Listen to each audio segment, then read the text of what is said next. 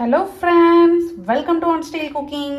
நாம் இன்றைக்கி பார்க்க போகிற ரெசிபி என்னென்னு பார்த்தீங்க அப்படின்னா சீஸி வெஜிடபிள் பாஸ்தா தாங்க. White sauce pasta. நம்ம ரெஸ்டாரண்ட்டில் இந்த மாதிரி தான் போய் சாப்பிடணும் இல்லை, வீட்டிலையே நம்ம ஹெல்த்தியாக இந்த மாதிரி குக் பண்ணி சாப்பிடலாம். வெஜிடபிள்ஸ்லாம் போட்டு எப்படி சூப்பராக டேஸ்டியாக செய்யலாங்கிறத வாங்க வீடியோவில் போய் பார்க்கலாம். White sauce vegetable pasta ready பண்ணுறதுக்கு ஃபஸ்ட்டு வந்து வெஜிடபிள்ஸ்லாம் சாட்டே பண்ணிடலாம்.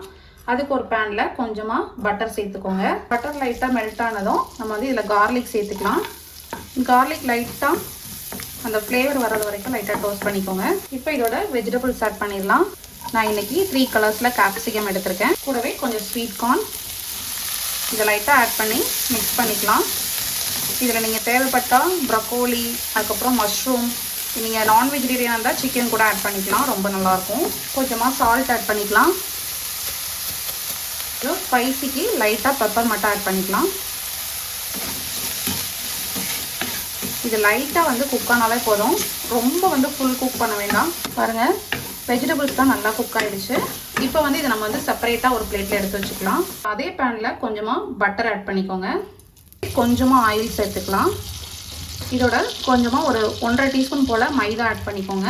இது வந்து கலர் சேஞ்ச் ஆகாமல் லோ ஃப்ளேம்லேயே வச்சு நல்லா மிக்ஸ் பண்ணிக்கலாம். மைதா சேர்த்ததுமே நம்ம வந்து இதில் வந்து மில்க் ஆட் பண்ணிக்கலாம்.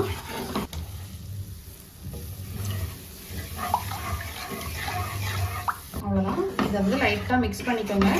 ஃப்ளேம் வந்து லோ ஃப்ளேமில் வச்சுக்கோங்க. இது வந்து உங்களுக்கு நல்லா பாயில் ஆனதும் உங்களுக்கு வந்து ஒரு க்ரீம் கன்சிஸ்டன்சிக்கு வரும். இப்போ இதோட இந்த சாஸ்க்கு தேவையான உப்பு சேர்த்துக்கலாம். கொஞ்சமாக ஓரிகேனோ நல்லா க்ரஷ் பண்ணி சேர்த்துக்கோங்க. கொஞ்சமாக சில்லி ஃப்ளேக்ஸும் ஆட் பண்ணிக்கலாம்.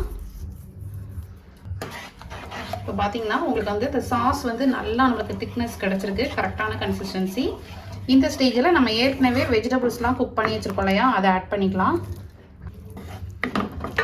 பாஸ்தாவும் வந்து பார்த்தீங்கன்னா நான் வந்து மேக்ரோனி எடுத்திருக்கேன். அதையும் வந்து நல்லா பாயில் பண்ணி சால்ட்டும் ஆயிலும் சேர்த்து நல்லா பாயில் பண்ணி வச்சுருக்கேன். அதையும் ஆட் பண்ணிக்கோங்க. மிக்ஸ் பண்ணியாச்சு. இப்போ ஒருவேளை உங்களுக்கு வந்து கொஞ்சம் திக்கார மாதிரி ஃபீல் ஆச்சு அப்படின்னா கொஞ்சமாக மில்க் மட்டும் ஆட் பண்ணிக்கோங்க, உங்களுக்கு கரெக்டாக இருக்கும். இப்போ இதில் ஃபைனலாக கொஞ்சமாக பெப்பர் ஆட் பண்ணிக்கோங்க. சீஸ் ஆட் பண்ணிக்கலாம். சீஸ் வந்து நான் வந்து மொசரல்லா சீஸ் ஆட் பண்ணுறேன். மிக்ஸ் பண்ணி அப்படியே சுட சுட சர்வ் பண்ணிங்க அப்படின்னா அவ்வளோ சூப்பராக இருக்கும். நம்ம ரெஸ்டாரண்ட் இந்த மாதிரி வெளியே போய் சாப்பிடணும் இல்லை, வீட்டிலையே அவ்வளோ டேஸ்டியாக ஹெல்த்தியான முறையில் நம்மளும் சாப்பிட்லாம். அவ்வளோதான், நம்மளோட white sauce cheesy vegetable pasta ready ஆகிடுச்சு. இப்போ நம்ம அடுப்பை ஆஃப் பண்ணிடலாம். ரொம்பவே சூப்பரான டேஸ்டான நம்மளோட cheesy vegetable white sauce pasta ready ஆகிடுச்சு. கண்டிப்பாக நீங்களும் வீட்டில் இந்த ரெசிபி ட்ரை பண்ணி பாருங்கள். ட்ரை பண்ணி பார்த்துட்டு உங்களோட ஃபீட்பேக் அண்ட் கமெண்ட்ஸை கமெண்ட் பாக்ஸில் தெரிவிங்க. நெக்ஸ்ட் ஒரு சூப்பரான இன்ட்ரெஸ்டிங்கான ஒரு வீடியோவில் மீட் பண்ணுறேன். தேங்க்யூ, பாய்.